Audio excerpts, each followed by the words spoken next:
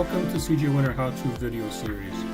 Here at CJWinter, we provide better tools, fast delivery, great service, and value.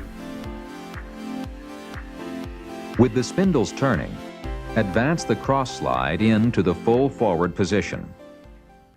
Turn the adjusting screw until the thread rolling attachment cycles. Now, turn the adjusting screw an additional quarter turn and tighten the jam nut against the trip bracket. Adjust the pitch diameter knob 1/2 turn in the minus direction so that a light scribe line will appear on the part.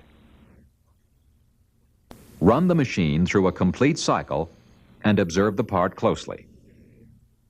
See if the rolls appear to be in time.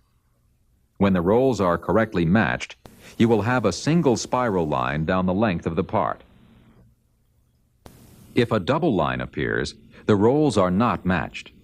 To align them, loosen the compensator collar. Hold one roll in its original position and move the other roll either up or down slightly. It's important to remember which way you move this roll in case you go the wrong way and make the condition worse. Continue this procedure until you have a single scribe line around the part.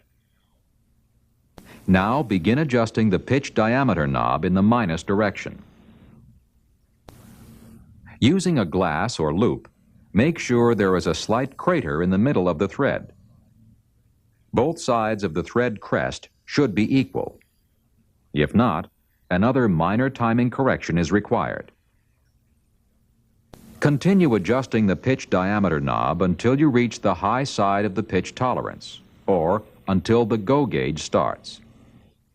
At this time, you are now ready to adjust the penetration rate. Refer to your instruction manual, section 4.4, to determine the recommended number of revs. Depending upon the material and thread that you are rolling, most threads can be rolled in a range of 8 to 15 revs. The ideal situation is to roll the thread as fast as possible while still filling the dies consistently. Always keep in mind that different materials move at different rates, so several variations will be found in this area.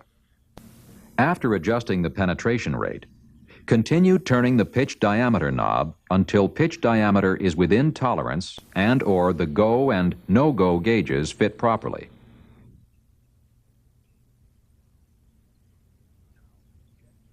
Now, check your major diameter. To get the actual diameter you desire, you may have to make some adjustments to your blank. Remember, a change in blank diameter of 1/1000th will change the major diameter approximately 3/1000ths. For this reason, it is not recommended that you change the blank more than 5/10ths at a time. You should now be making a good thread on each part. In the event that you should have taper in your pitch or major diameters, refer to section 5.7 in your manual. Also, be sure to check your manual for special instructions on taper pipe threads and for any clearance problems that may arise. CJWinter Machine Works, providing the knowledge, expertise, and experience you need to obtain superior performance, productivity, and reliability from your thread rolling attachment.